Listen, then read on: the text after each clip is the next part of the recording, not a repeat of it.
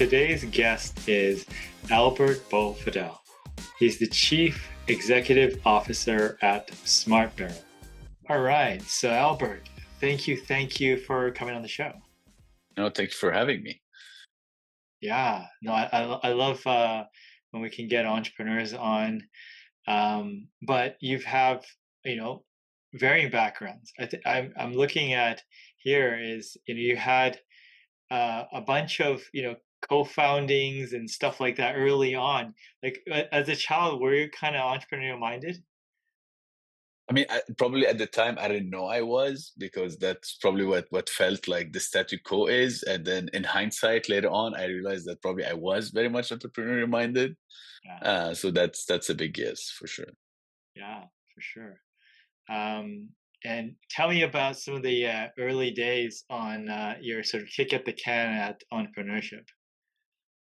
I don't know. You know, the funny thing about entrepreneurship is that there's no everything makes sense looking backwards, right? Like looking forward, nothing made sense, and it's always like linking the dots, only looking backwards. But the one thing common that I had throughout probably my early days or childhood, the two things that I think dominated is one, an insane amount of curiosity, and powered or fueled or followed by an aggressive way of not accepting statu quo. So not necessarily being a rebel at all, but just asking enough whys to be like, but I don't get it.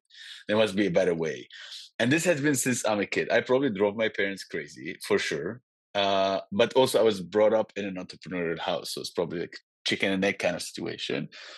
But there was a lot of like, why we do it this way? Why can't we do it this way? Why can't, and then just because this is how it is. And it makes no sense, makes no sense. So this has been throughout my entire kind of like childhood. And I basically started, for instance, a digital media agency when I was much younger. I also before that started a booklet agency where basically we created those booklets and we distributed them for free to college students.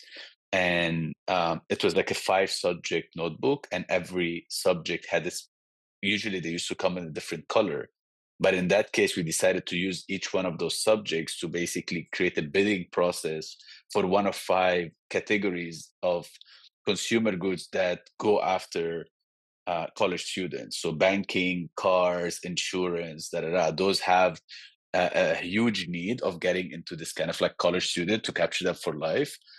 And like we spinned off a whole business model right out of like nothing. Lot of failures for sure, and a lot of stories, a lot of lessons to be learned. Yeah. Am I gonna make it like we hit home run every time for sure? Yeah, well, I mean, entrepreneurship has this way of exposing, strengths, weaknesses, ideas that didn't work out. I mean, obviously, curiosity is a strength, right? Well, what and it served you well. What are some of the things you really had to develop, or you have to partner to try to figure out how to manage?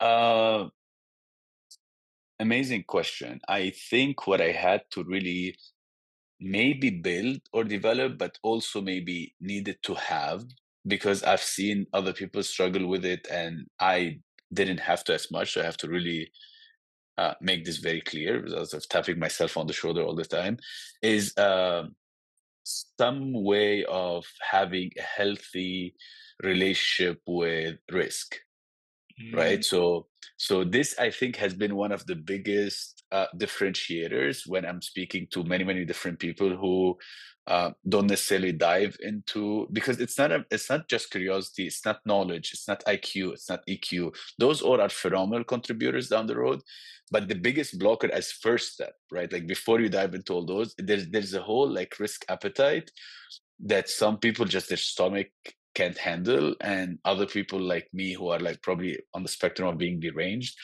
have just no no concept of what risk is. And if you're in construction, you see this all day all night, right? Yeah, construction, a lot of contractors really start from the field, and they don't have much of anything. They don't have background, they don't have the financials, they don't have the backing, they don't have the college degrees per se. Like they don't have anything to build them into the huge entrepreneurs that they end up becoming.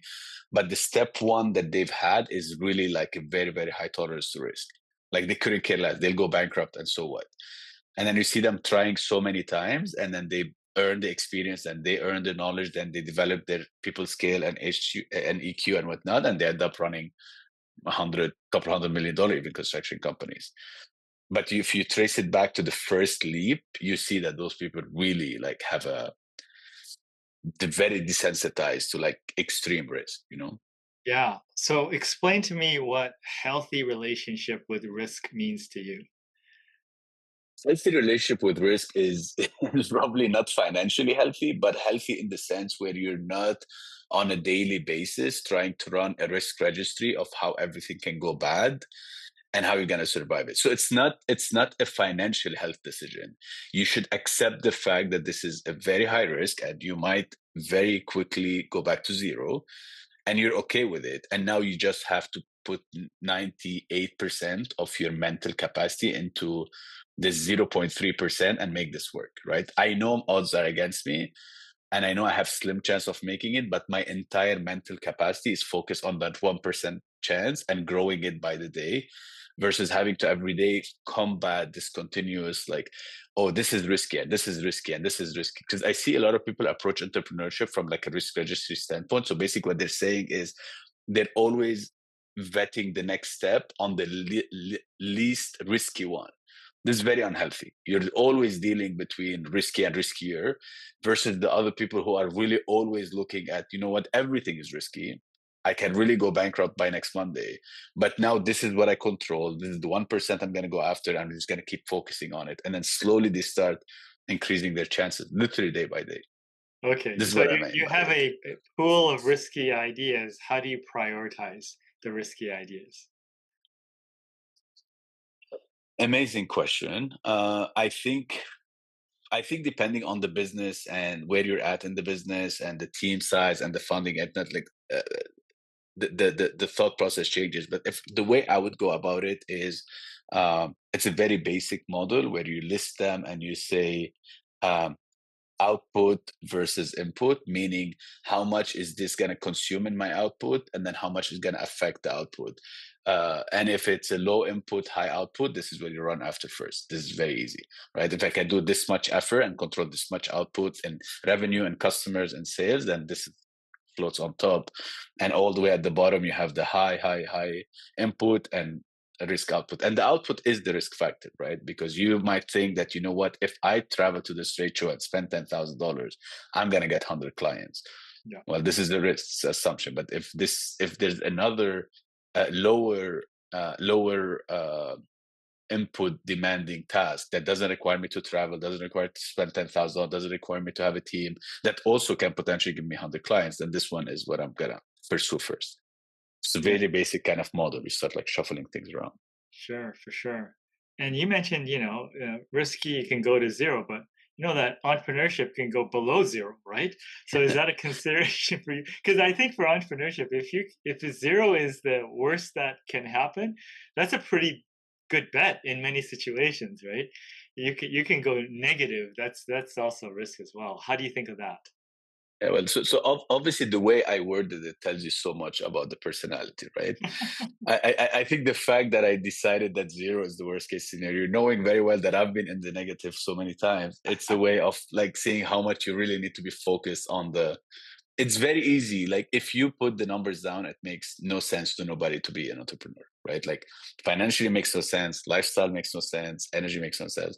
You just have to be stubborn enough to believe in that like 1% at the beginning that's gonna work out to blind you from all the other 99%. There is Yeah. there is no way of hiding behind it. I've seen people model in Excel till like I don't know, like it's 80 columns and like 1,000 rows. I'm like, this 98% you can control. Every 3 days you have a new business like to challenge to deal with. So you just really have to have very strong gut feeling and really focus that this 1% you're gonna grow it until it becomes a business. Yeah. So you got to roll the dice. Now, There's no other way. now I noticed that you've had your entrepreneurial ventures, but you also had jobs, right? Because some people go entrepreneurship and they continue to do entrepreneurship. But I know you've lived I guess in different places, and now you're based in the U.S. Tell me about that journey. Sure. Again, not linear looking forward, but um, I did my undergrad in Lebanon. This is where I'm from, and I studied industrial engineering. And actually, I was fascinated at the time by aerospace engineering, and I wanted to become an aeronautical engineer. But probably I had, as we just discussed, I had like a very strong entrepreneurial bug. And while I was applying for master's program to go and pursue aerospace engineer, I realized that nobody really builds a plane, right? You end up working your whole life on like the landing gear or the flaps or like the rudder, and this like destroyed me. I mean, not I'm being a bit dramatic, but really that like crushed my dreams. I'm like, oh my god, like I wanted to build a plane. And one guy, an alumni, on a Skype call, he was like, "What are you talking about? Nobody builds a plane. Those are like multi-billion-dollar companies, takes forever." And I'm like, "What do you mean nobody?" I was that delusional. And when this word crumbled, I got approached to start glazing contracting business, right? And at the time, I was so delusional. I didn't know this was the thing. I didn't know people woke up and installed Windows. I'm like, you don't have a lot of people in high school saying like, one day I'm gonna install Windows. It's nobody's dream. Uh, but I took it. It was a challenge, and obviously, I'm driven by that for sure. And I really became obsessed with the industry. I love there's so much science behind it. There's so much challenges behind it. It's basically a manufacturing business and a contracting business. There's so much your laminated glass, your tempered glass, your systems, your curtain wall, window wall, yeah. And I co-founded this factory, and then I traveled literally to Canada, to Montreal. I went down to Nassau, Bahamas, lived 3 years working on a huge $3.5 billion resort called the Bahamar, then moved to the US, and there was no straight plan. It was whatever door opened. I took it. The idea was to try to move towards North America. So whomever gave me a job or whoever decided to sponsor my papers, well, I jumped on that ship immediately. And this is kind of how I end up here. Yeah, and so you're in software now. Well, it seemed again, only linking it backwards makes sense. It seems it's more. Let me word it a different way. I am in software now, but it's way more straightforward of a leap than you think. So I was in glass and glazing. I was a contractor. That's all I knew. I did it for more than 10 years. I had no business not being glass and glazing till now. And what happened is that I was very, very fortunate in the company I was working for. I had a tremendous amount of trust. I reported to ownership direct. There was a great guy. He was kind of acting like a COO, president of the company, and so the three of us, two owners and him, we worked fairly closely. And then I come one day and I say, like, there's the way we're tracking our workforce is absolutely insane. It's about our biggest line item, our expenses, and we're tracking it on paper clipboards. And the natural, typical construction 101, you're the young, you're the techie, go figure it out. So I went and I figured it out. And I researched and tested and piloted, I don't know, maybe 12 to 14 different solutions. And they all failed miserably, right? Whether they were like fingerprints or hand scanner or even iris scanner, or I would ask other contractors, what are you using? What are you using? Concrete contractors, they have like 180 workers per day on a job site. Like this is insane amount of payroll. And it's all paper clipboard. And first I thought it's insane that they're on paper clipboard. But a year later, I realized that it's insane that they're not on paper clipboard because there's so many nuances to this problem, so many challenges, and probably failing so many times triggered a bit of like a personal ego maybe or a personal challenge. And I said, you know what, I'm going to take a jab at it. And then that's how I decided to make a leap. I said, this is such a huge problem. And the way it started, like the way I convinced myself early on to leave this glazing industry and give it a shot was that, and it's still true till today, is that if my technology endeavor doesn't work out, doesn't pan out, I always have the glazing industry to fall on. But if I fall into this glazing industry, I wouldn't want to run a job site without my technology solution, without SmartBarrel. So this is kind of the loop that keeps me floating every day. Is that until this breaks, I think I have great motivation to keep pushing. until Yeah. I'm convinced otherwise. You were solving your own problem. Yeah, exactly. Yeah. So That's that's why great. they're kind of like interconnected in a very deep way. So, did you do this yourself? Did you get funding? How did you do it? Yes, no, yes, probably all of the above. um, uh, the when I tested a lot of like software companies, a lot of like technology solution, and they all failed. I was able to like basically put together more than like 150 points of what the technology solution I would build would need to achieve.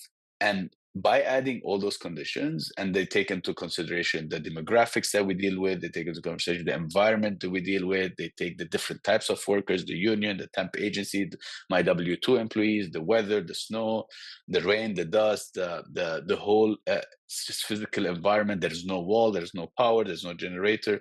When I listed everything with the excuses, the language barrier, yada, for me, it was very obvious that the only way I could approach this problem is by building a piece of hardware. This is not going to be something that I'm going to be able to wing by just having a mobile app, which is everyone's go-to kind of web application and then a mobile app. So while mobile apps were very powerful, I needed a piece of hardware. I need to control it. There's so many elements that a piece of device provides that I couldn't get from an iPad. And the initial process was to bootstrap the whole business. Then the initial learning was hardware is very, very expensive. So I basically was not necessarily forced, but in a way forced into looking for funding options and learning the whole startup ecosystem, especially that I was in Miami. And at the time, it was like about 5 years ago, Miami was nowhere near the tech scene or the tech capital. It still is not today, but it's way more mature now than what it was then. So uh, definitely a very steep learning curve, understanding that banks wouldn't even touch you, loans are not an option, private investors have no idea how this whole tech ecosystem works. So trying to understand what a VC is, what an angel investor is, and it was a very, very kind of expensive and slow and steep learning. So first raise 100,000, was able to hire my first engineer, then had to raise another couple 100,000 to just buy my first prototyping for tooling because hardware is so expensive, then patent, then da da da, and then keep growing. Yeah. Awesome. Okay. How'd you get your well, I guess your first customer must have been, where you were working, right? But Yeah, beyond that, how did you get your other, early customers? I mean, you name it.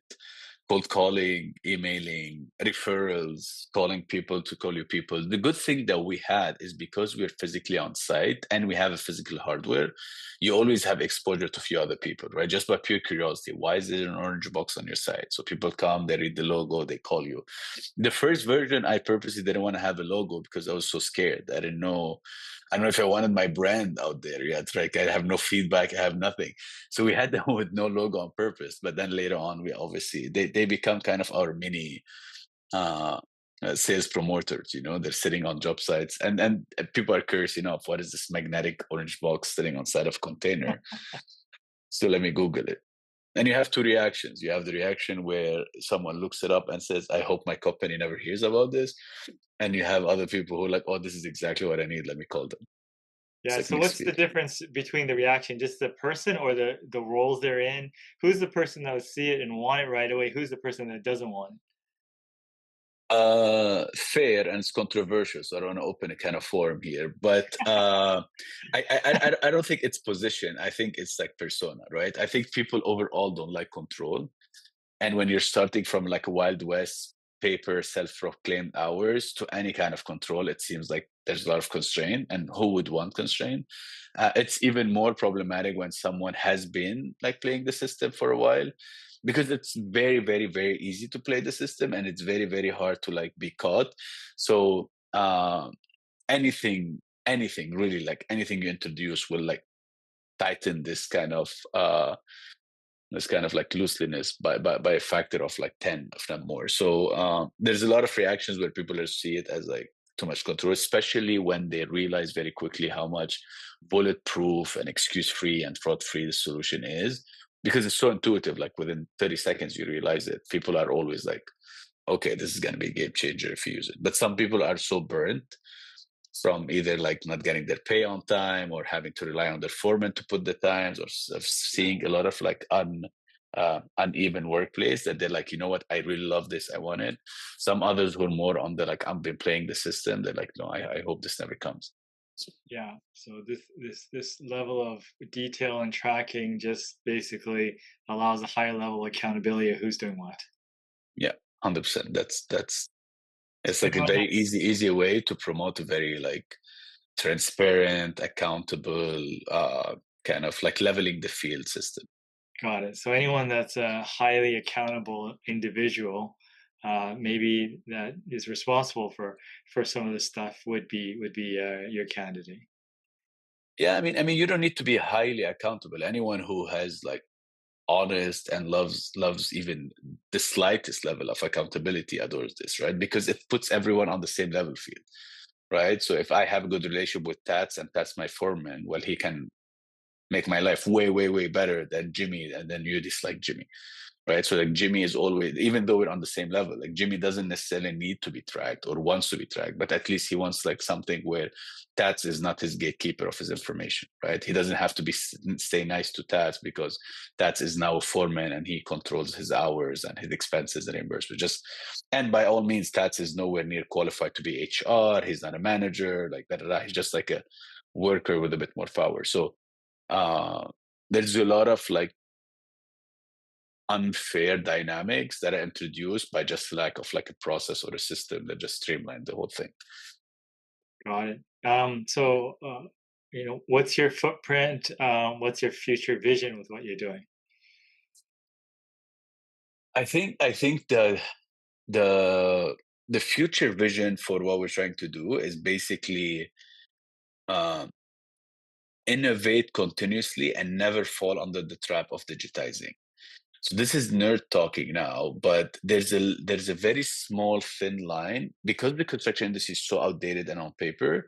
A lot of people take the approach of taking a manual process, putting it on a screen, and then considering this like an innovation. I think this is digitization, and this is great, and it's way better than paper, and it's more efficient. Yada yada. Innovation is really understanding holistically the flow and understanding how you can maybe reshuffle the order of things and introducing it to the digital world, where the digital world is only serving this new flow. For instance, in the way paper works, the worker might go and type in his hours, or the foreman might write everyone's hours on a piece of paper. It's called crew time card, right? And then this crew time card might be inputted into an Excel, or might be put it into web application and goes to the accounting, yada yada. But the biggest problem in this process is, why would Tat be entering his 15 workers hours? Well, because we can't get the 15 workers to type in their own hours. They don't want to download apps on their phone. They're not reliable. It's a revolving door, yada, yada, yada. Well, this is the problem that we need to solve for. We don't need to build a crew time entry time. We don't need to build a better UI for Tats to put in 50 workers hours that are, because you're losing all the accuracy. The way of doing it is to figure out a way to get 15, 35, 300, 400 workers to check in, day out, with all the restrictions of they don't have a phone, they have that. And only by going to this measure of extensive research and deep, then you end up finding a solution. Once you introduce this solution, then you see all the other data points are really just secondary to the first initial like problem that you solved. So this has been something that we introduced in the field, we've introduced in the data capture, introduced in the crew management, foreman management, timekeeping, any modules that we have. We try to, and it's not intuitive because it's very easy to sit with a client and say, how do you do it now? Oh my God, I can build this for you on a screen. It's much harder to say, okay, hold on. Why do you do it this way? Why do you need Tad's information to be approved by Jimmy, and then Jimmy to Lucy, and Lucy to Paul? Like, I don't understand why. Oh, because like Tad's always has a mistake, and the only person who can verify it is his direct manager, you know? And then you have to go this far. And then we say, okay, but like if we validate it all the way at the source, why can't we bypass those three people and go up and like, oh, this is actually brilliant? And this is I think the biggest challenge that we're continuously trying to build, to have a really like a fully sensor integrated system that you implement all those sensors on the job site. The data flows with a high level of accuracy. You have all those different touch points and all the outputs that you want from and managing a crew are built, whether it's attendance, tardiness, absentee, TNM tickets, payroll, of course, time card, daily logs, blah, blah, blah. Then everything starts becoming flowing from this like much more powerful engine that you spend way more time grooming and grooming than just building like workflows that are paper based. Okay. Very cool.